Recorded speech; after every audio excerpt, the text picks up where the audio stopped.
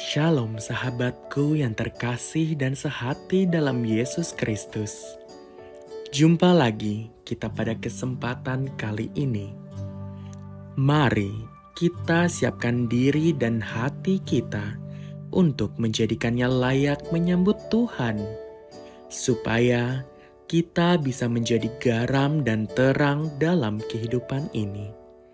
Tentunya dengan bersama kita resapi Renungan Sabda Pendalaman Iman presented by BPK PKK KAJ.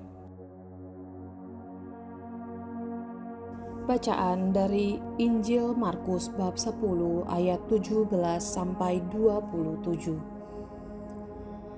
Pada waktu Yesus meneruskan perjalanannya, datanglah seseorang berlari-lari mendapatkan dia, dan sambil bertelut di hadapannya ia bertanya, "Guru yang baik, apa yang harus kuperbuat untuk memperoleh hidup yang kekal?" Jawab Yesus, "Mengapa kau katakan aku baik? Tak seorang pun yang baik selain Allah saja. Engkau tentu mengetahui perintah-perintah ini. Jangan membunuh, jangan berzina, jangan mencuri, jangan memberi kesaksian palsu, jangan menipu orang. Hormatilah ayah dan ibumu." Lalu kata orang itu kepadanya, "Guru, semuanya itu telah kuturuti sejak masa mudaku." Tetapi Yesus memandang dia dan mengasihinya, lalu berkata kepadanya, "Hanya satu lagi kekuranganmu. Pergilah, jualah apa yang kau miliki, dan berikanlah itu kepada orang-orang miskin. Maka engkau akan beroleh harta di surga. Kemudian datanglah kemari dan ikutlah aku."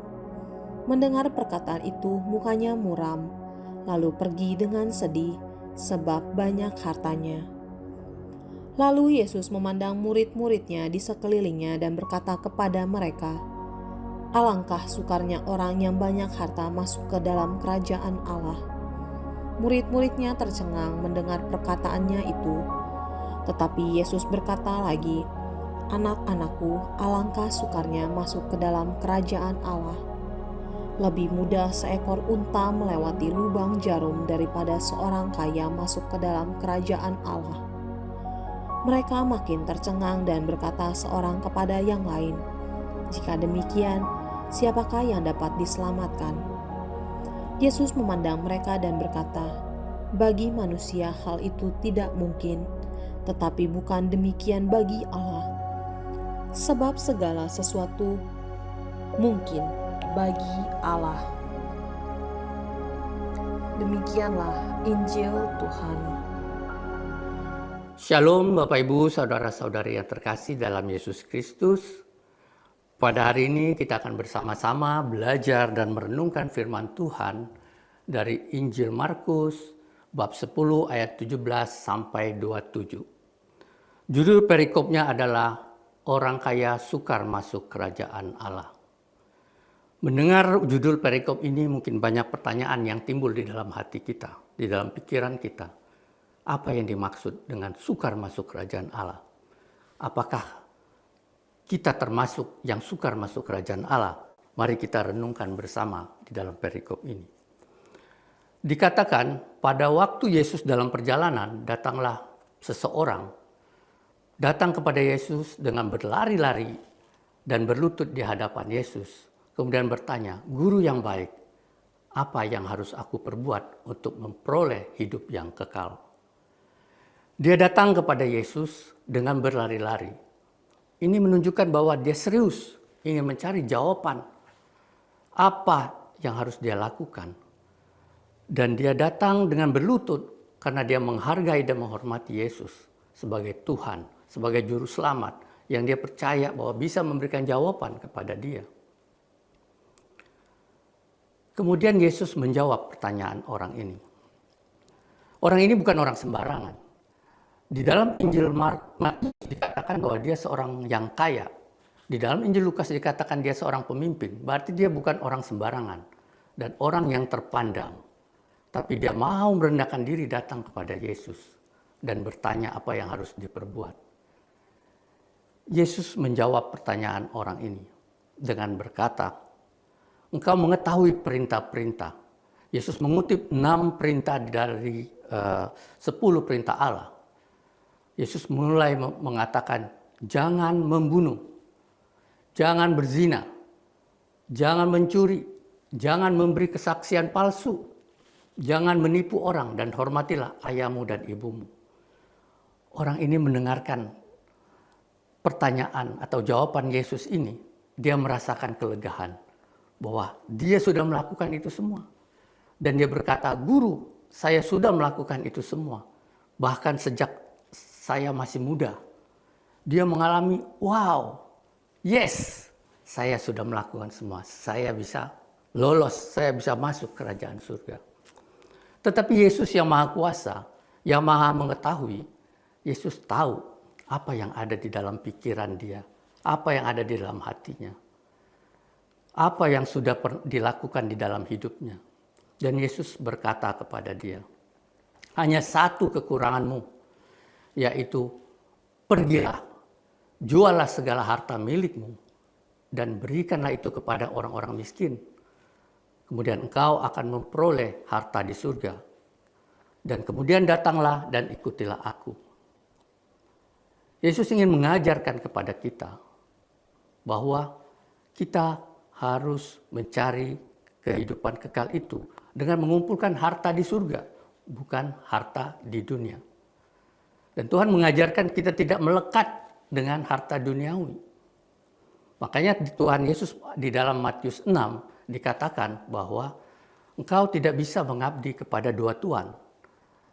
Kau tidak bisa mengabdi kepada Allah dan kepada Mammon. Kau harus memilih salah satu. Oleh karena itu, pilih mengabdi kepada Allah. Pernyataan Yesus ini mengagetkan orang muda ini, orang kaya ini. Yang tadinya dia pikir dia sudah lolos dari pertanyaan dia. Dan dia sudah melakukan 6 dari 10 perintah Allah itu. Tetapi kenyataannya ada satu hal yang dituntut oleh Yesus yang membuat dia terkejut. Dan itu sangat sulit dia lepas. Mukanya menjadi muram dan sedih. Akhirnya dia pergi meninggalkan Yesus dengan kesedihannya. Karena apa? Karena dia masih terikat dengan harta duniawi. Karena dia belum serius mengikuti Yesus. Yesus menghendaki apabila kita mengikuti dia, kita harus melepaskan keterikatan kita akan harta-harta duniawi. Mungkin bukan hanya harta duniawi. Kita juga mungkin melekat dengan jabatan kita, karir. Mungkin juga kita melekat dengan pendidikan, gelar yang tinggi. Apapun yang membuat kita melekat, itu Tuhan mau kita singkirkan. Kita hanya melekat kepada Tuhan saja. Karena orang muda ini sudah pergi. Akhirnya Yesus menghadap dan memandang murid-muridnya yang sedang berkumpul. Kemudian Yesus berkata, alangkah sukarnya orang yang memiliki banyak harta masuk ke dalam kerajaan surga. Mendengar kata-kata Yesus ini, murid-muridnya terkejut, tercengang, dikatakan tercengang. Begitu sulitnya. Padahal ada pemikiran pada waktu itu, orang yang kaya itu adalah orang yang diberkati Tuhan. Bagaimana mungkin orang yang diberkati Tuhan tetapi tidak masuk kerajaan Allah? Mungkin itu pemikiran sebagian orang pada waktu itu. Dan ini membuat murid-muridnya tercengang.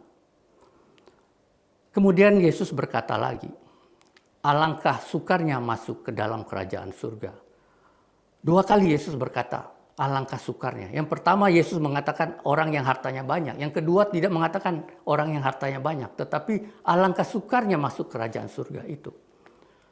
Yesus berkata kembali, lebih mudah seekor unta melewati lubang jarum daripada seorang kaya masuk ke dalam kerajaan surga. Apa artinya ini?